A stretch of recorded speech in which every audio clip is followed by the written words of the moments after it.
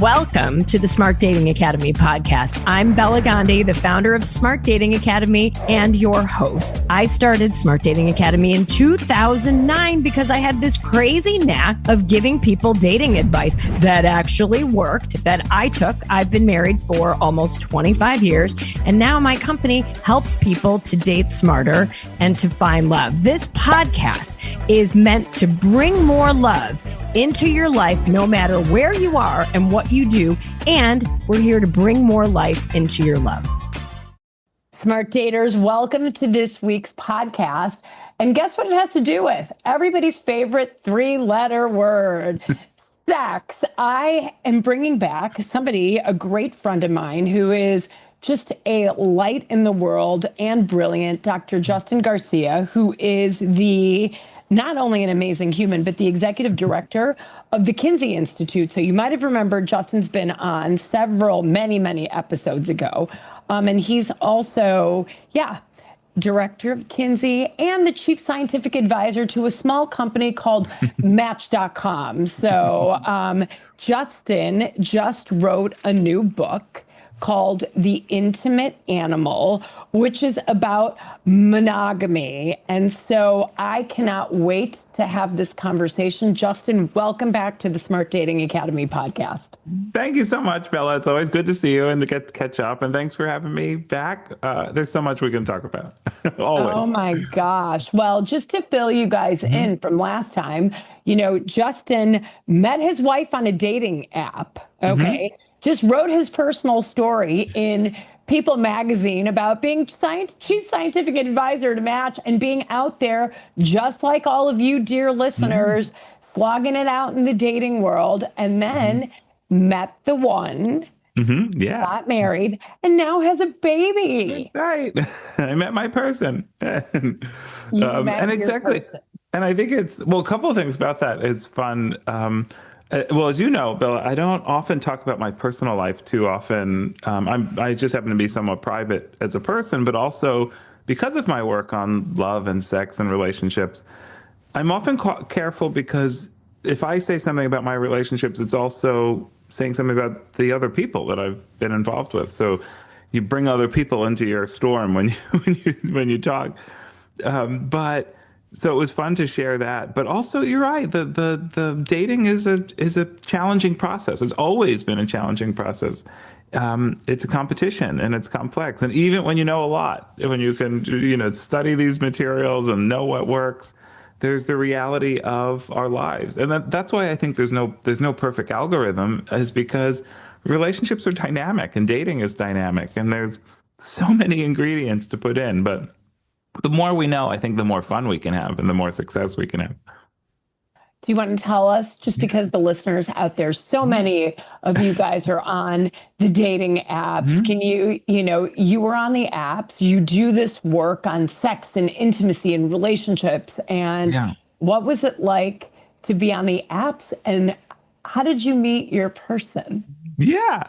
And I think I did something that was really helpful on the apps. I thought about what we were finding in terms of how to have successful matches and early conversations. So things like when you fill out your profile, one thing that we see all the time is people sometimes forget that it's dyadic, that you're searching for someone, people are searching for you. So you can't just put a picture up, one picture or one prompt. You have to fill out your actual profile. And because just as you're looking, people are looking for you, and you want to have things in your profile that someone can hook into. You want to give someone an opportunity to connect with you. So say, oh, is that you're in Milan? I've been wanting to go there, or I haven't been to Italy in 10 years, or something that they can see something about you and what you do and what interests you that they can connect. And so that I was good at. I had pictures that sort of said who I was, like things with traveling and my life. And I filled out the prompts, and I was having the initial chats. But then I was falling into the same mistake, which I had written about in our academic work, that there's so many options. How do you really invest in the person in front of you? So I was in a sort of a series of first dates. I was having fun. I actually thought it was quite interesting, and I was getting to learn the town that I had moved to, Bloomington. And I met a lot of wonderful people, a handful I became friends with over time. But I wasn't finding my person. I wasn't finding the kind of relationship that I wanted, that I was craving.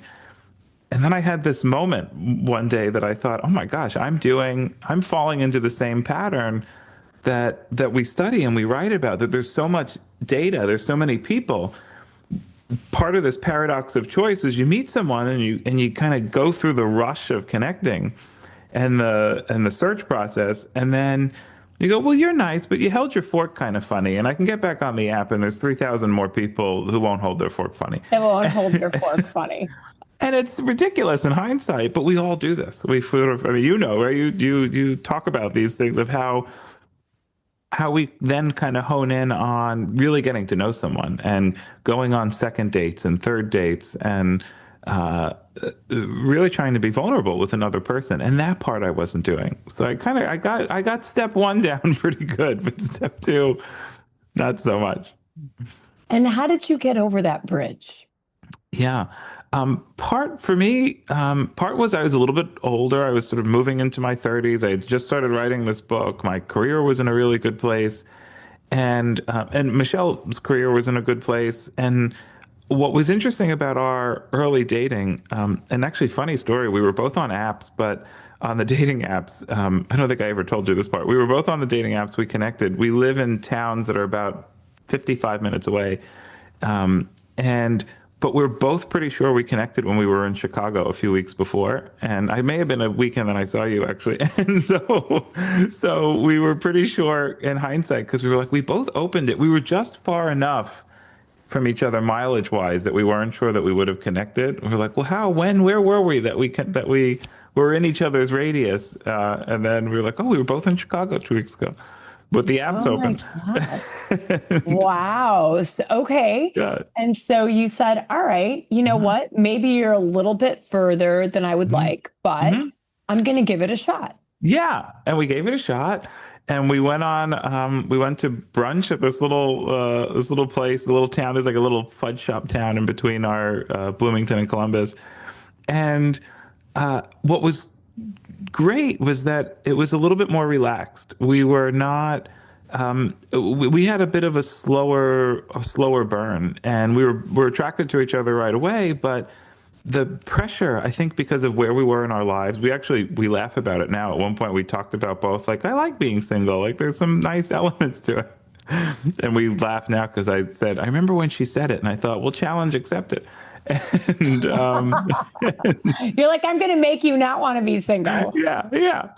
And but it was fun, and it was more relaxed. And in some ways, interestingly, the distance, I mean, it's not that far. I grew up in New York. People travel an hour to get to work. And, but for us, here where I can get to work in 15 minutes, the hour distance, it just meant some planning. Like, if we were going to meet late, if we were going to meet for dinner, what time. We each had traveling back and forth. And I think that intention about each date, about planning it and seeing each other, the whole process felt more mature and more focused. And then we would see each other, and then we were more focused on each other, because we were like, I just drove, a half hour to get to you, or an hour once we started going back and forth to the towns. And also respecting, I maybe drove an hour to get to her, I want to focus, but then if she drove an hour to me, I want to respect that she just took an hour out of her day, and then two, really going back and forth. So in some ways, that little bit of distance forced both of us to be more focused on each other, more intentional about our time together. Right. And you spent greater chunks of time together than you might, having a quick coffee on a third date or a fourth date. It's like, okay, I just drove half an hour, so let's make this worth our while. Yeah, exactly. And then once we started doing the full drive, almost the hour, we're like, okay, let's do lunch and mini golf, or let's do this and that. Like, then, like, starting to put, I later found that she's a really good golfer, so I didn't go golfing with her. But I took lessons at the university. I called a friend of mine, and then we went to the driving range once, and she said, you don't know how to golf, but how are you, like, you're hitting the ball? And I said, I took lessons.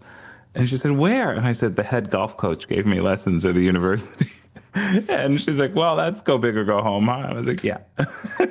You're like, welcome to me. I love insight into my person. exactly. I'm just going to dig deep. I'm going to call a person, the best person on campus, and here I am. You're like, I'm committed to you. Yeah, I love exactly. this. I So, love this. mm, And that's such a great part of relationships, right? It's like, mhm, okay, I may not be a golfer and you're a golfer, mhm, but I'd be open to learning how to play. I may mhm, not be as good as you. I may not be PGA rated, mhm. but you know what? I'm going to make an effort.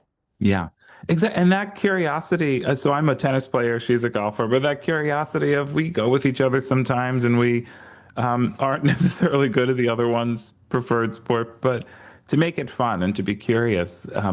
We know that that's really important. Our research shows how important that curiosity is early on in dating and getting to know someone, but to not lose it through the courtship process and to not lose it later in a relationship, to continue to stay curious about. Um, and moments still come up. I was just giving a speech in Munich, and we were talking, for instance, about she took German in school, and I was like, "How much do you know?" Actually, I didn't know. Like, how many languages are really tucked in there? And we're together for years, but you have these moments that you learn something, and you're curious about each other. So that to not lose that, to continue to cultivate that, that's the ultimate aphrodisiac. Well, and that segues perfectly into your book. Mhm. So let's talk about Yeah, the intimate animal. I'm just going to give yeah. you the floor. Thanks, I got it right here. So It, this is my other baby. I'm going to have it linked in the show notes, and I want you all to go out and get it. Thank you, thank you. It was a labor of love and my own stories. I write more personally about it than I ever have in my career. And at its core, what I was interested in, a lot of my interests are around monogamy and relationships. And for me, I studied monogamy, and then from there, I looked at hookup culture, infidelity, long-term relationships, relationship and sexual satisfaction. But I was always interested in how it related to long-term pair bonds. And our friend, the late great Helen Fisher, the anthropologist, who I worked with on the evolution of pair bonds, how even when I wrote about hookups, I was interested in like how does that relate to a desire for relationships? And we found 51% of men and women had casual sex hoping it would turn into a romantic relationship. So I was always asking questions about connection, even in those cases. So at the core of the book, the core theme is I deal with when we talk about monogamy a lot, but as an evolutionary biologist, there's really two parts of monogamy. One is the relationship context, which is social monogamy, what we would call romantic love. In other species, it's called, we use terms like mutual territory defense, mutual nest building, mutual raising of offspring, all the mutual stuff, all the idea that you have this co-CEO that you go through life with. So I was interested in that relationship structure, and in humans that evolved around 4 million years ago. And then to not take for granted that we even have the capacity to form pair bonds, that we have the ability in our brains to fall in love with another. Only about 3 to 5% of mammals do this, and Wow. we have that architecture that evolved in our species. So I talk about the relationship structure, social monogamy, and then sexual monogamy or fidelity is something else. And that's really, in many ways, a different mechanism in the brain. And they were different evolutionary pressures, different levers. So we evolved this tendency for pair bonding, to have a person to weather the storms of life with, to weather uncertainty with. But we also evolved a tendency for sexual novelty. Now, Wow.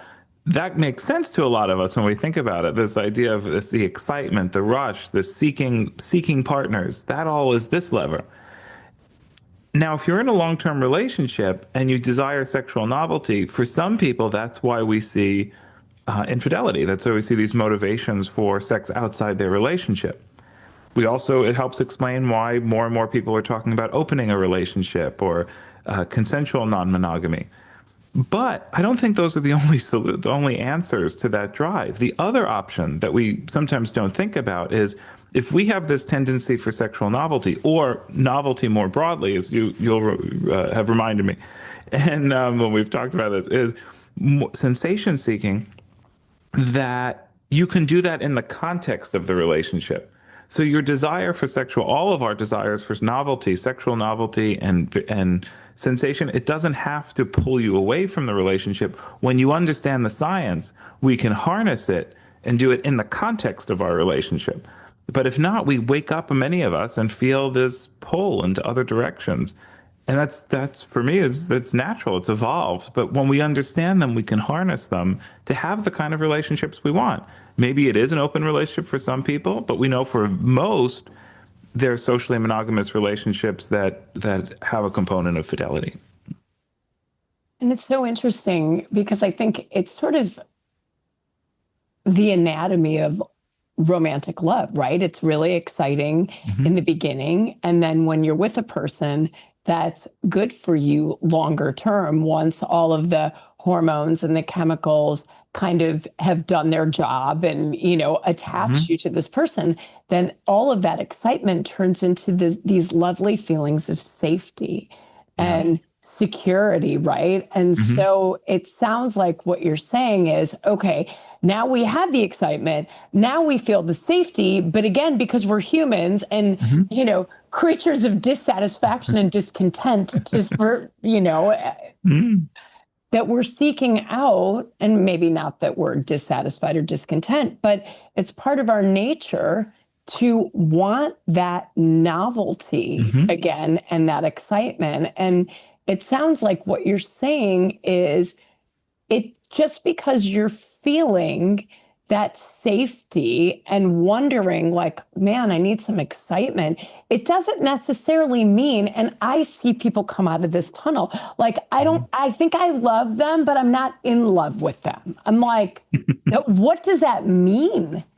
Yeah. Right. What does that mean? Yeah. What does that mean? And what I've come to realize, and I've been married for 28 years. I've been, I created my dating system when I was in college, but have been professionally doing this for 16 years. And what I find is it's something in that, right? It's to your point where I don't know that I love them, but I'm not in love. It's like, okay, you need some excitement. Yeah. Right. And this is a you thing, and bring your partner into this. So tell me, like, what can we do? Yeah. And it's finding that excitement. Sometimes it's a little bit of risk.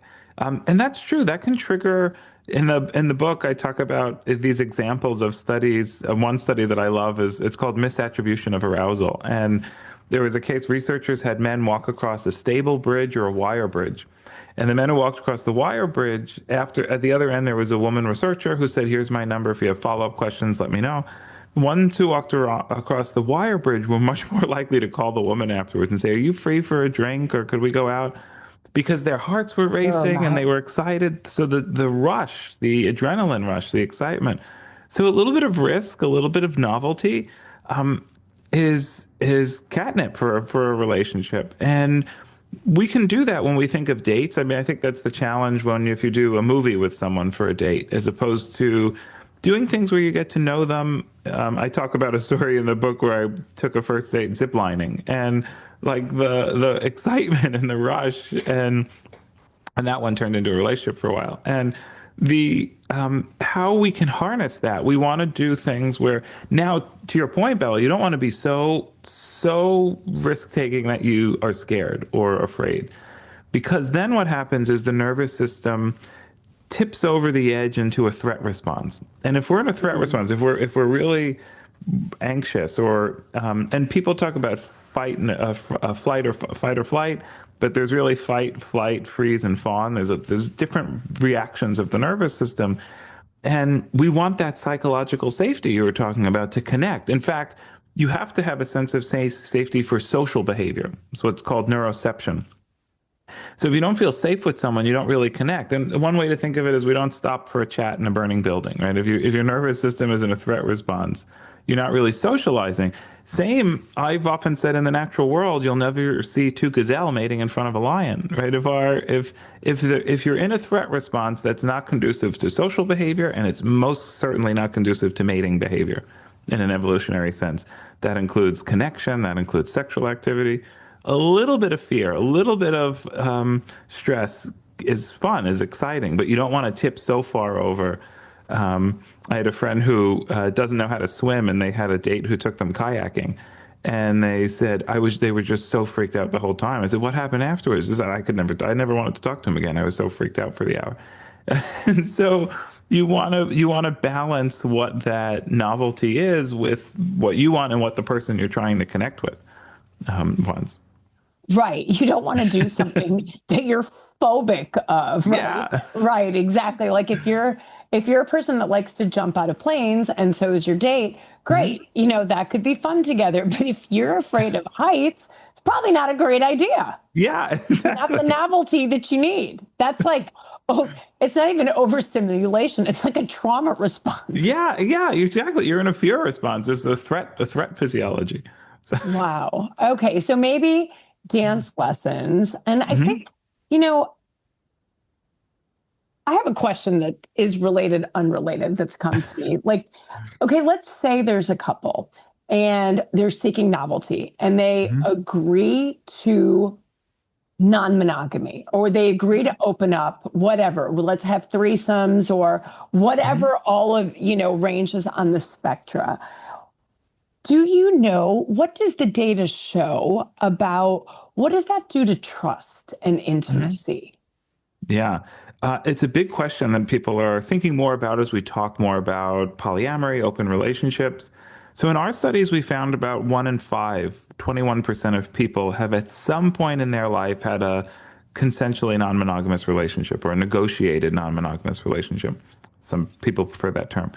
The much lower number are currently in one, which suggests that many people try it, often when they're younger, but not necessarily as a lifelong relationship structure.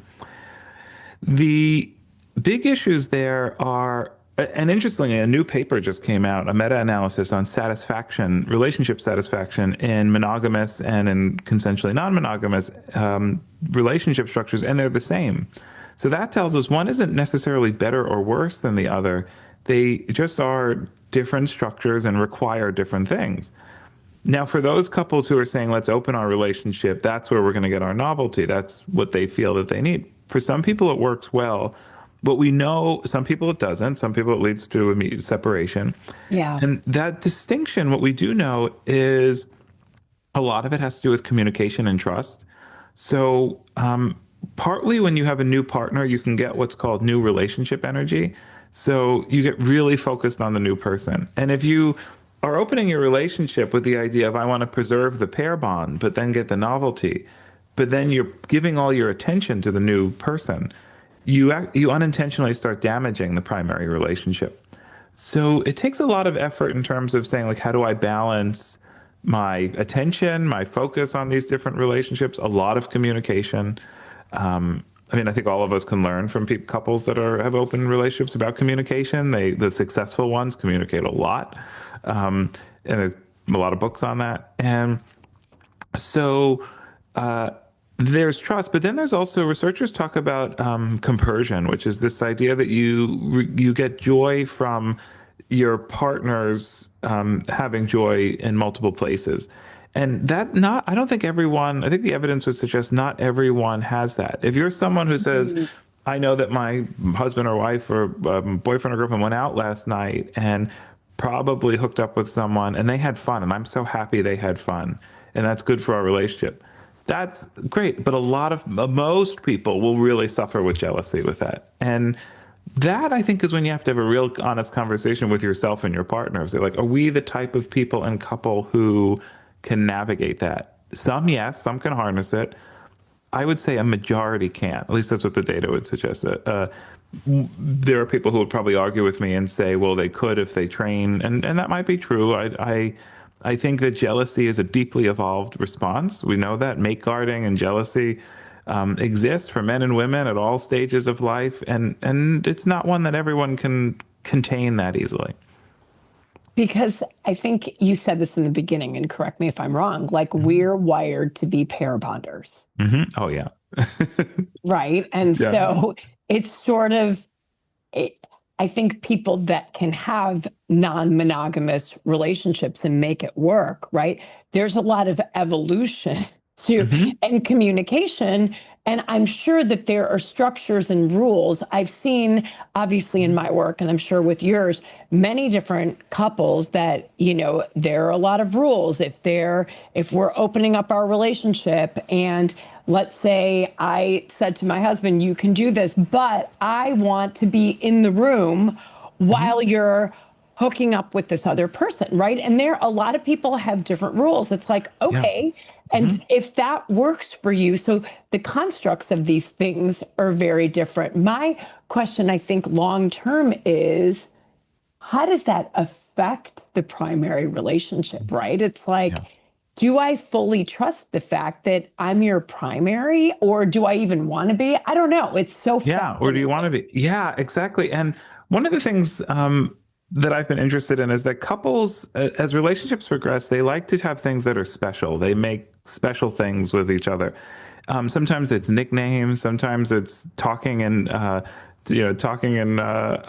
nicknames or pet names, talking in kind of loverese, like lover baby voice, things that you do at home that maybe people don't know about.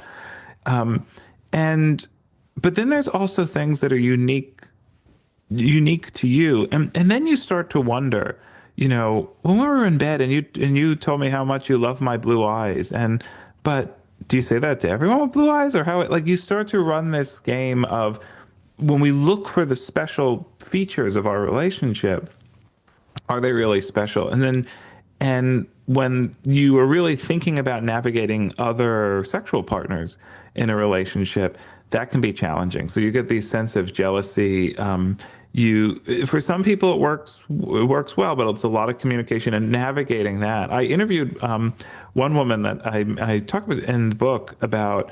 And she and her husband opened their marriage. They had kids. They had hit a real lull. They thought this was the solution, but they did what you said. They actually went on vacations and would have threesomes when they were on vacations.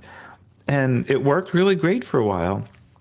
And then it hit a point where it didn't. And the husband hadn't really said anything, but he was getting so upset because he's like, this has gotten out of hand. I don't like it anymore. And she said, well, you were the one that introduced it. She didn't really want to do it at the start, and he had encouraged it. So they had a misalignment on who wanted what. He wanted it more, and then he didn't like the consequences of it.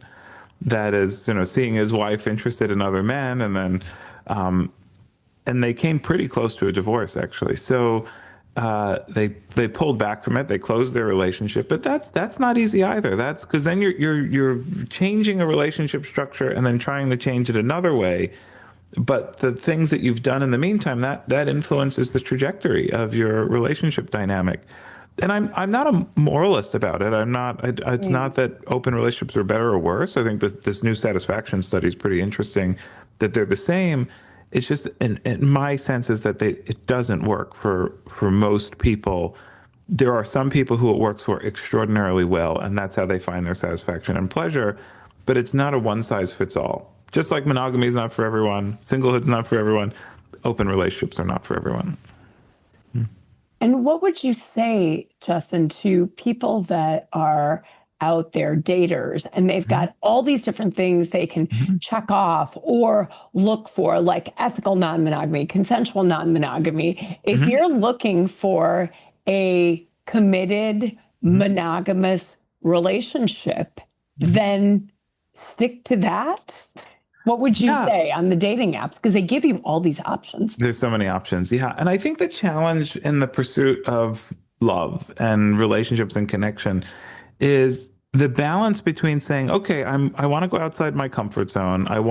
Part of what we know in relationships, particularly early on, is we are attracted to the expansion of self, what psychologists call the expansion of self. So we want partners who are going to teach us new things, new experiences. My partner and I, Michelle and I left, when we go on vacation, I'm more of a, let's sit on the beach and I want to read a book and I just want to unwind. And Michelle is much more like, here are our adventures every day that we're taking. And I remember the last time we were on vacation in Mexico, and she was like, okay, we're going to do this today. And then tomorrow we're going to go to the cenotes, and it's like an hour away. And I was like, I just want to lay on the beach and read a book. She's like, come on, let's just do it. Let's just do it. And I really didn't want to. And we did. And we had so much fun. And I was so glad I did it. And it was a part of the country we hadn't seen before. And she laughs, and she's like, and she knows this. She was like, it's that expansion of self stuff you talk about.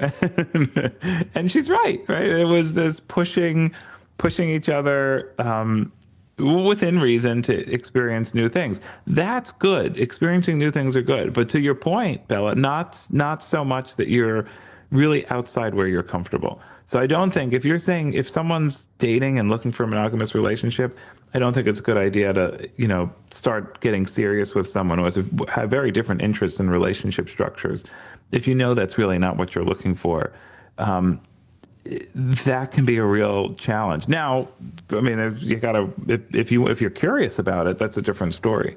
Correct. But not to set up with the expectation, because what can happen is you start to date and then with the expectation, but they'll love me so much, we'll have a closed relationship. And that's a disaster from the start.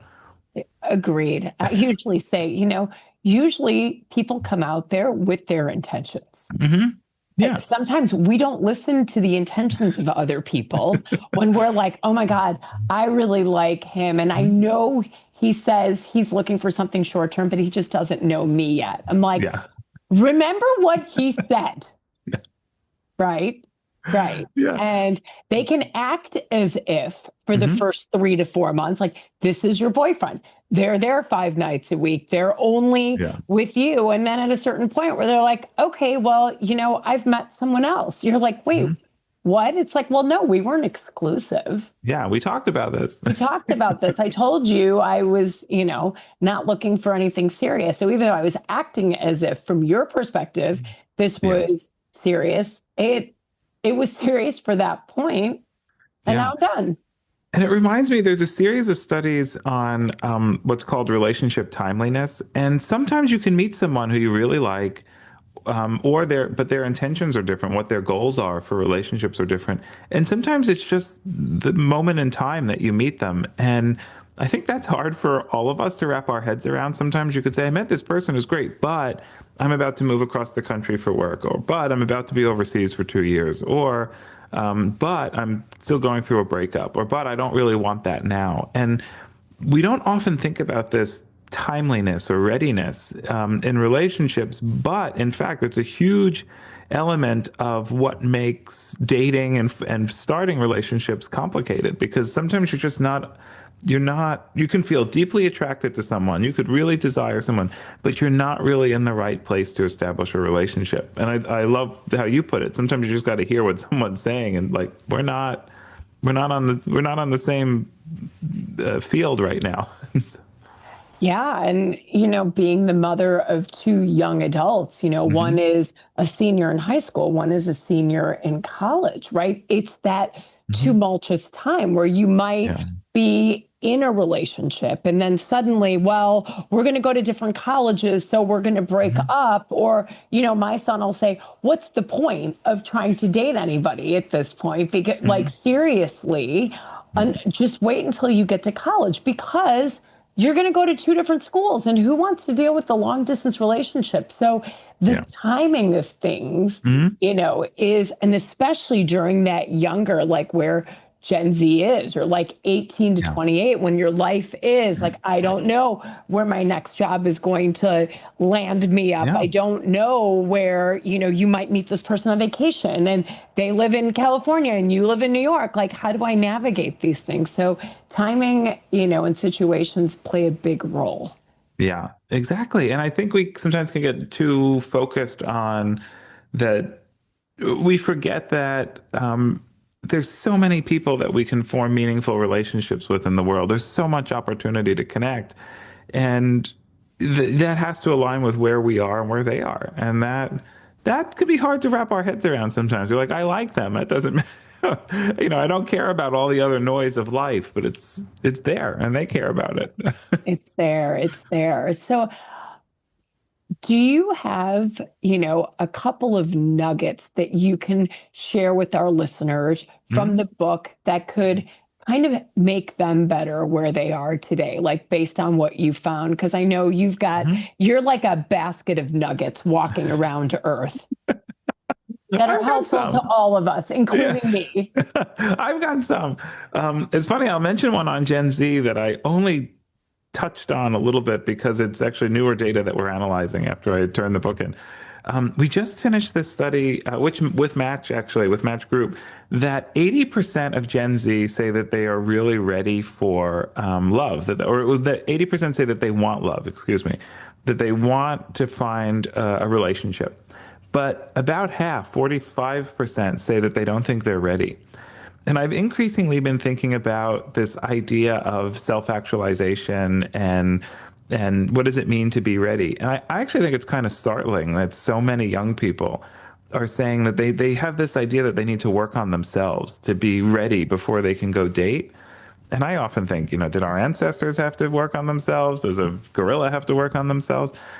And and I think, a little bit. Sometimes there's an element to that if you're grieving or if you're not, you got to put your best foot forward. Sure. The challenge is when we spend all this time on readiness. One is we self-sabotage. So we know from the relationship science literature, if you're really focused on this idea of not thinking you're ready, then you don't show up ready. So people who don't think they're ready for a relationship, when they get into them, they don't commit as much. They have exit plans. They're more likely to start planning how to get out of the relationship. So you one, have this idea that you are not fully ready.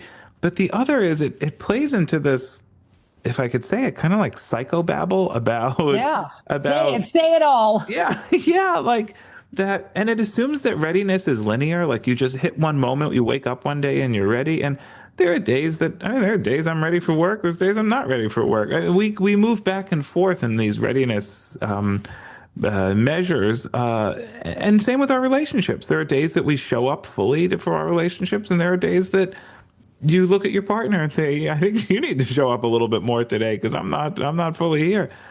That's the reality of relationship dynamics. And this idea that we have to go work on ourselves in isolation or solo and then show up to a relationship. The relationship is the container within which we learn about ourselves, and we make mistakes. We take risks with a co-pilot we trust, with exactly that, like you were talking about earlier, that person that we have safety and trust with to take risks, to experience the world. So I think too many people, unfortunately, are focused on this, self-actualization scheme.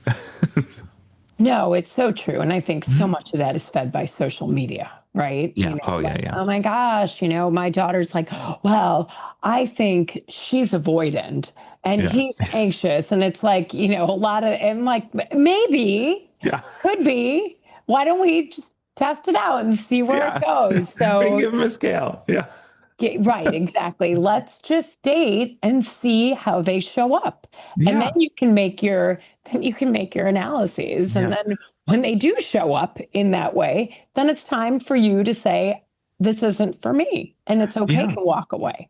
Exactly. And we understand more and more that people change in the context of relationships. We know from all sorts of studies and from anecdotes that are people who say, I'm not sure if I want kids. And then you meet someone you love and you want them suddenly. Or maybe you're a little bit avoidant and then you feel safe with someone and you're more securely attached. 20 years ago, people talked about attachment as being stable and never changing. We now know that it can change in the context of relationships. So that research is updated, is giving us new understanding. So, I totally agree with you. We have to be cautious about and same with gaslighting and people. For me, these are technical terms that we use as we understand relationships. And, maybe sometimes you're being gaslit, and maybe sometimes you're hearing things you don't want to hear. And that's not necessarily the same. Well, exactly. Yeah. It's like, well, are they really a narcissist or are they just a jerk or kind of an asshole? Like, exactly. I have a friend who studies narcissism, and she will often say, she's like, there are narcissists. There's not as many as people think, like clinical narcissists. But there's, so I'm trying to think some other nuggets. Something else I wrote about. I did a whole chapter on breakups, and the reason why, not to bring us down to a sad moment for a bit, but we're talking about narcissists. It's the reality. Right? Yeah. And I think I've gotten more and more interest. So a lot of my interests are on the on-ramps and off-ramps of relationships. And I've gotten more interested in how people experience those off-ramps, what goes on in the brain, what goes on in our bodies. And in part, I think we don't often give people enough space to grieve when a relationship ends. It really is a bereavement process. When you are deeply attached to someone, when you love them and you break that bond up, the body goes through loss. It goes through pain. We know people who go through relationship loss feel physical pain. fMRI brain studies show that. And that you've lost this big thing in your life, but we treat it so differently than if someone lost a sibling or a best friend or a family member. We kind of expect them to kind of quickly move on. And And that's a challenge because you're trying to balance how do you honor that you loved someone once, even if you now maybe hate them for some reasons, or not some For many breakups. reasons. Yeah, some breakups happen, and some happen with pain, with a lot of hurt and lack of trust. Others happen and they're a surprise, but that doesn't mean you don't stop feeling bonded to the person. It's why, I mean, we found 50% of people who have had yo-yo relationships. You break up, you go back, you break up, you go back. Because it's even when you try and sever those bonds, it can be hard. It's why I think a lot of people look up their exes on social media, and not necessarily because you're still in love with them, but you are connected. Once you've ever loved someone, a piece of them stays with you, I believe. The bonds are Mother Nature made these bonds too intense to just dissolve.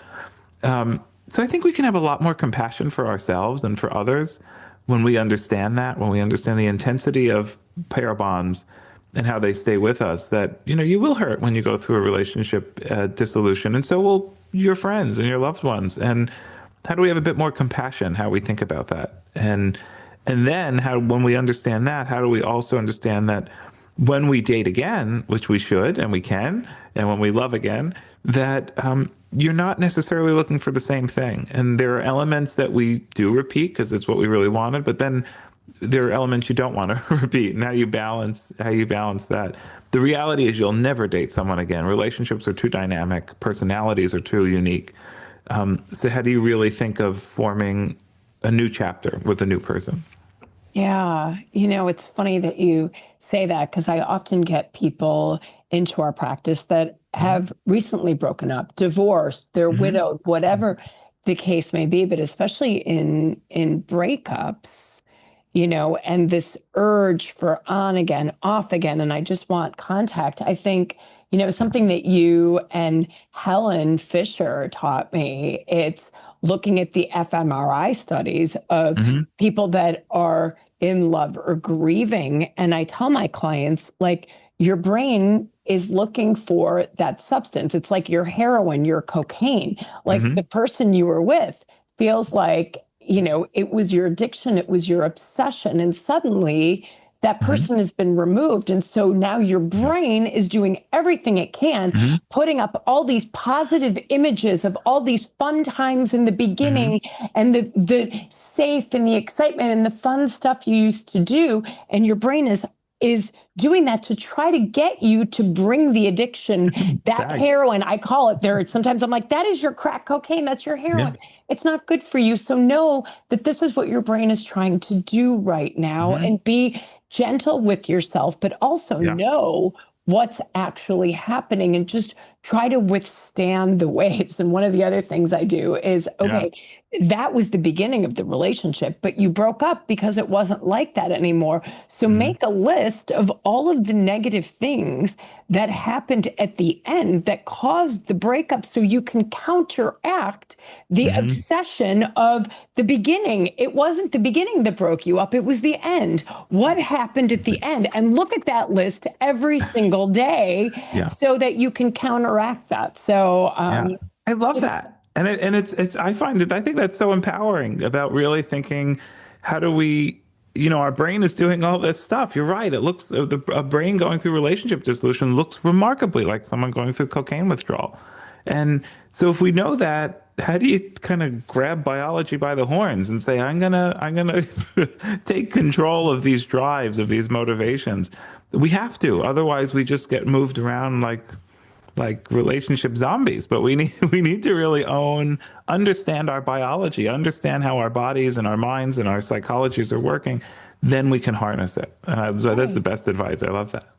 Right. I tell people, you're not weak for feeling this. It is, our brains are wired for this. So sometimes, especially with me, maybe it's because I tend to be my finance analytical person by education. But when I understand the mechanics of something, I'm like, oh, okay, there's a why to this. So now if I understand what my brain's trying to do, it's not because I'm weak, it's because my brain wants the cocaine back. And it's like, but cocaine's really bad for you, Bella.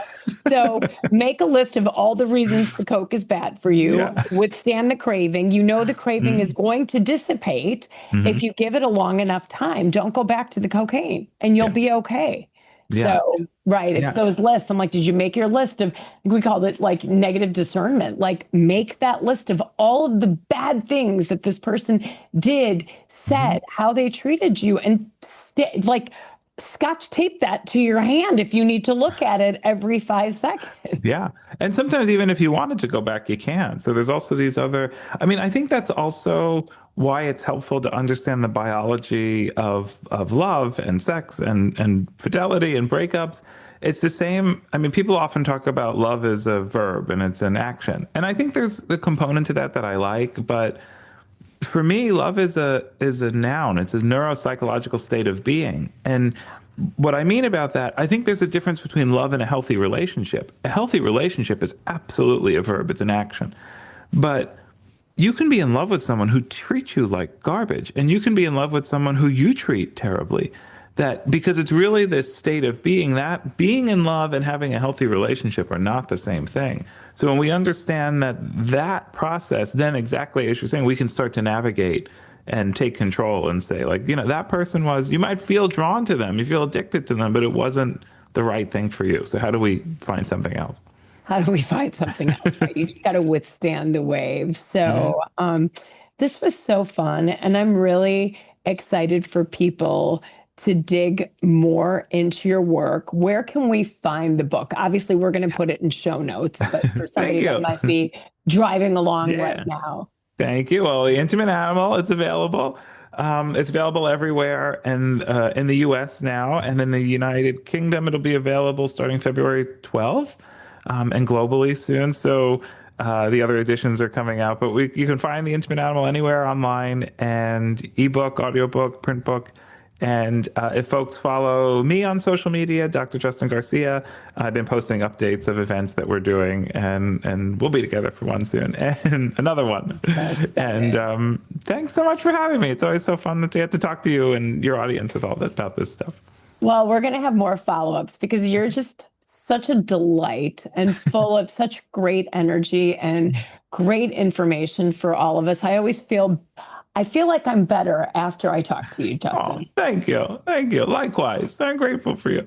I'm grateful for you too. So, smart daters, we're grateful for you as That's well. right. And thank you for listening to this podcast. If you liked this episode, I mean, Justin's amazing. Share this episode with your friends. Let's talk about monogamy. Let's talk about novelty, right? If you're feeling that, like go take some dance lessons. Let's talk about all the things. So share this episode, give it a 5-star rating. And until next time, we will see you at Smart Dating Academy at the podcast.